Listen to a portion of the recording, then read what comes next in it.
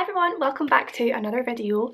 Today I have a little bit of a haul for you guys because I've not been feeling the best with ongoing health problems and things, and you know, some people eat their feelings. I buy my feelings in the form of books. So when I went down the high street yesterday, I had to go get a couple of things and I went past the Works, and we all know what happens when I see the Works.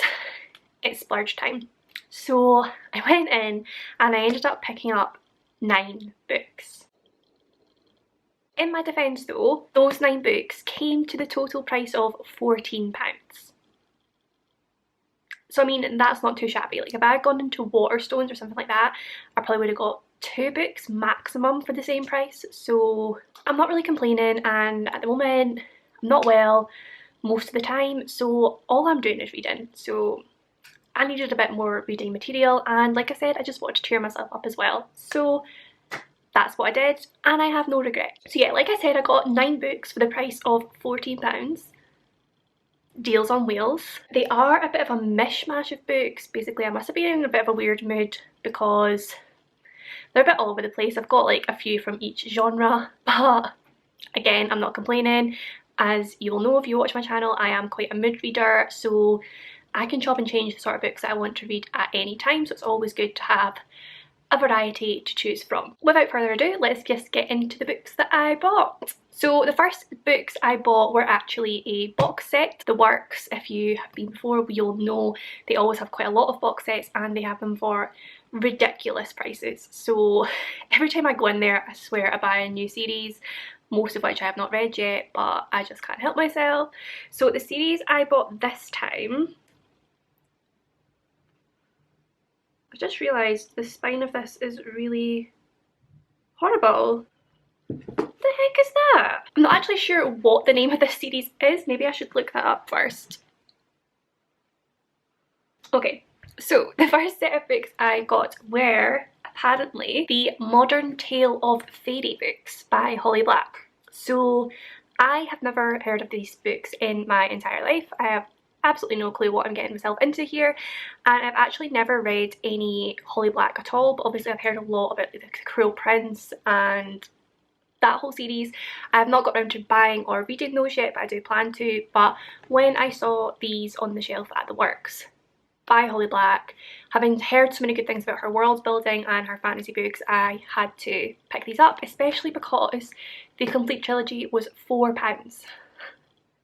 £4 for a full trilogy. So I mean, I wasn't going to pass that up, was I? So the 3 books are, I want to say Tithe I'm going to go with, Valiant and Ironside, and I think that's the series that they come in. I think that's the order that they're in as well. I know this is definitely the first one, I think that's right as well. So this one says, I'm just going to read the blurb for the first one. I'm not going to read anything about the second 2 because spoilers. So Kay used to see fairies. They're still there, but Kay is not a child anymore. Now 16, she's dragged into the thick of their dangerous, frightening world. A realm where black horses dwell beneath the sea, desperate to drown you.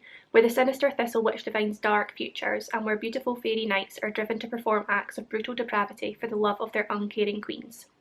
There Kay finds herself an unwilling pawn in an ancient power struggle between 2 rival fairy kingdoms, a struggle that could end in her death. And it's pitched as sinister and chilling fantasy. Obviously, as I've said before, I'm really getting into my fantasy novels again, so I'm looking forward to reading these. They are fairly short as well. I think they're all around the 300-page mark, so this could be quite a quick read for this series. It sounds really interesting. I love anything to do with fairies, and for some reason I really like the idea of like the dark side as well, so I'm sure that's in the Mortal Instruments series as well. The fairies are quite dark and sinister in that, so looking forward to seeing how she does that, how the world is built and how the sort of politics work in these novels. Obviously as well, I like that blurb because it gives you a good idea of the sort of world you're going into and the chilling nature of it, but it's not telling you too much about the plot. So I'm really excited to see what happens there, because as we all know, I do like to go into books as blind as possible. So yeah, I'm really looking forward to reading these. Next, I bought a couple of books that were a bit more on the serious side, I would say, compared to the ones after this. So the first book that I bought in this little part is the Beekeeper of Aleppo by Christy Lifteri, I want to say. The light's shining horribly on that. So I've heard a lot of amazing things about this book. It's one that I'm seeing a lot on Bookstagram at the moment, with a lot of people giving it like 4 or 5 star reviews and just saying how incredible it is. So when I saw this in the £3 for £5 area of the works, it went straight in my basket. So, in the midst of war he found love, in the midst of darkness he found courage, in the midst of tragedy he found hope. What will you find from his story? Nouri is a beekeeper, his wife Afra an artist. They live happily in the beautiful Syrian city of Aleppo until the unthinkable happens and they are forced to flee. But what Afra has seen is so terrible she has gone blind, and they must embark on a perilous journey through Turkey and Greece towards an uncertain future in Britain. As Nouri and Afra travel through a broken world, they must confront not only the pain of their own unspeakable loss, but dangers that could overwhelm the bravest of souls. Above all, and perhaps this is the hardest thing they face, they must journey to find each other again. So this sounds like a deeply emotional read, but again a really important one. I think despite it being a fictional story, it'll have a lot in it obviously about Syria and immigration as a whole and the compassion that should be felt for people fleeing such horrible conditions. Yeah, it seems like it's going to be a very emotional read, but a very good one, and I think it's going to be one that I'm going to have to be sort of in the mood for, one that I'm feeling sort of strong enough to read. But I think it'll be a really powerful read all the same. So I'm looking forward to getting round to that one. Next one that's a little bit more serious, I guess, is Secrets of a Serial Killer by Rosie Walker. And I don't think I'd actually heard of this one before, but when I saw the cover on the shelf, I was just drawn to it immediately. It kind of reminds me of the cover for Black Leopard Red Wolf. It kind of reminds me of the cover for that in a way. I feel like the colours and the way, like the white writing on it is kind of similar. I don't know, maybe that's just me. I will read the blurb as always. There it is, fear. It's crawling all over her face and in her eyes like a swarm of insects, and it's all because of him. A serial killer has been terrorising Lancaster for decades, longer than should ever have been possible. The police are baffled, eluded at every turn by the killer whose victims span generations. Speculation is rife among the true crime forums. Is someone passing on their gruesome trade? Every local mother's worst nightmare has become Helen Summerton's reality. He's taken her daughter, Zoe. As the clock runs down, so do her chances of survival. Can Helen unearth the secrets of the killer before it's too late? I don't think I've actually really spoken about any thrillers or like crime novels on my channel so far, but it is another genre that I really do enjoy, and I do usually read really quickly because they're usually massive page turners, lots of twists, which is like my favourite type of plot. And it says at the top, a gripping thriller to make your skin crawl, which sounds great to me. The plot kind of reminds me of, has hints of Wire in the Blood, the TV show. I don't know if that's anything anyone will have ever read, but that's basically, don't know if that's a series anyone will have ever watched, but it's basically a British crime show that's very dark, usually very sinister, and it's about a man who is a psychologist who works as like a profiler for them to help them crack the cases, and it's always very dark but really interesting, and it kind of reminds me of those sort of vibes. I feel like it's going to be chilling, it's going to get under my skin, but I'm really looking forward to it. I hope that it has a good ending. My one issue with thrillers is that a lot of the time they're really exciting the whole way through, and then you get to the end and you just feel like it's a bit of a disappointment, a bit of a letdown. So I'm hoping this one isn't going to be like that, but yeah, I just love that cover. I just think it's absolutely gorgeous and it caught my eye straight away. So the last 4 books I have in this little haul are all contemporaries. I think on the most part I was looking for just like fluffy, light, easy reads, so that's what I went for after that. So I'll just go through those fairly quickly. So the first one is The Love Square by Laura Jane Williams. I have seen this in a couple of places already. I've seen people talking about it, obviously just the interest of a square rather than a triangle, but I actually had no idea what it was about until I read the blurb, because I thought it was going to be like 2 couples and then maybe them also branching off of the other counterpart from the other couple, if that makes sense.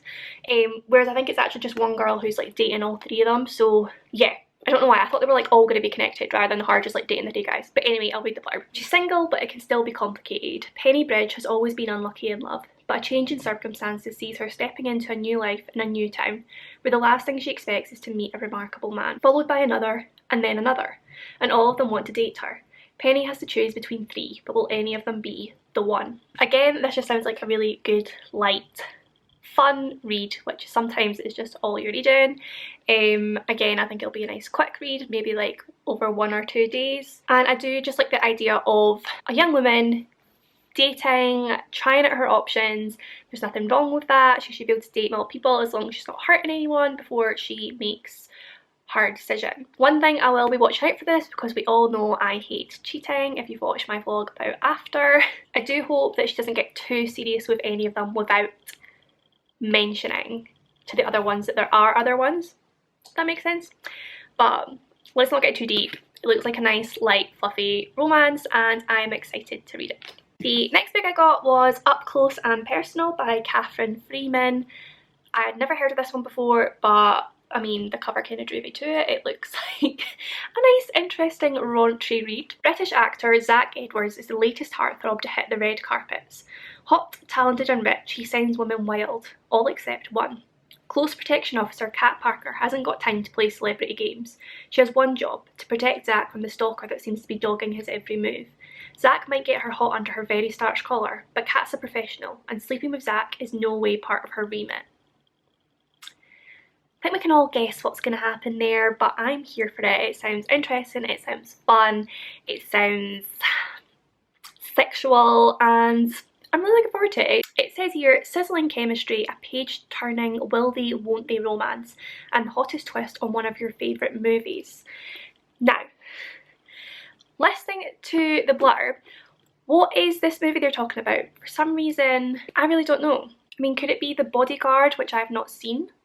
I mean, it sounds like that. It's the sort of... I don't actually know what The Bodyguard's about, but... Is it called The Bodyguard? I don't know. Anyway, I'm going to have to look that up. But if you know what movie they're talking about and what that blurb sounds like, then do please comment down below, because I'm obviously going to have to watch that movie and see the similarities and what's going on there, because right now I do not get the reference. The next book I got was The Start of Us by Hannah Emery. Again, this is one that I have never heard of, but was just drawn to it on the shelf. It's another contemporary, and it sounded really interesting. So Daniel and Erica, from the moment they meet, their worlds have changed forever. Daniel knows Erica is special, but he doesn't quite understand how special she is, because Erica has a unique gift, an ability to slip between worlds and observe a life she's never lived, made up of all the paths she didn't take. But just as their lives seem perfect, tragedy strikes. Erica's gift offers them hope, a chance to redo their lives, but going back comes with risks. What if you got the chance to live another life? Would you take it? So that blurb really reminds me of The Midnight Library by Matt Haig, which we all know I love. I have a review for that up on my channel, 5 stars, incredible book. It reminds me of that, obviously with differences, but the whole idea of being able to switch to other lives with paths that you could have taken and see the differences. It reminds me of that. And obviously I just love anything to do with like time travel, parallel lives, anything like that. Putting that in a contemporary with a bit of romance just sounds really interesting to me. So yeah, I'm really looking forward to getting around to this one. The final book I got in this little haul was The Little Bookshop of Love Stories by Jamie Admins. Again, I'd never heard of this book, but as soon as I read that title and saw that cute little cover, I knew I had to get it, because as I've said before, I love anything to do with bookshops, libraries, books, anything about that. Put that with a bit of love and cuteness, I am here for it. Today is the Mondiest Monday ever. Hallie Winstone has been fired and it wasn't even her fault. Having lost her job and humiliated herself in front of a whole restaurant full of diners, this is absolutely 100% the worst day of her life. That is until she receives an email announcing that she is the lucky winner of the Once Upon a Page bookshop. Owning a bookshop has always been Hallie's dream, and when she starts to find secret love letters on the first page of every book, she knows she stumbled across something special. But Hallie's beloved bookshop is in financial trouble, and with sales dwindling, she can't help but wonder if she's really cut out to run a business. Things start to look up when she meets gorgeous, bookish Dimitri, and between them they post a few of the hidden messages online, reuniting people who thought they were lost forever. But maybe it's time for Hallie to find her own happy ever after too. I'm sorry, but does that not just sound like the cutest thing ever? I am so excited to read this. I want to read it on a rainy day with some hot chocolate and just get so cute and cozy and just absolutely love it. It kind of gives me Letters to Juliet vibes with the whole like leaving love letters and reuniting lost love sort of thing.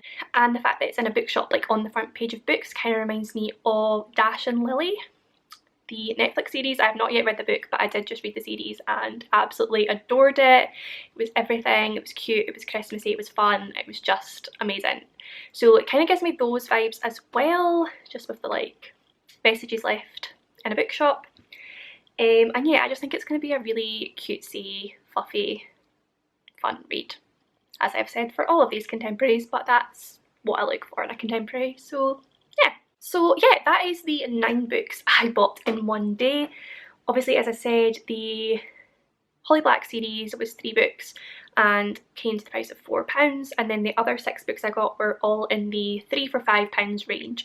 So £5 for the first 3, £5 for the second 3. So £14 altogether for 9 books is really not too bad at all.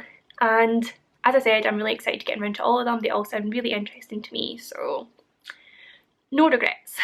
But as always, if you did enjoy this video, then do please give it a big thumbs up, subscribe for more content, comment down below with any of your thoughts and feelings, and I shall see you in my next one.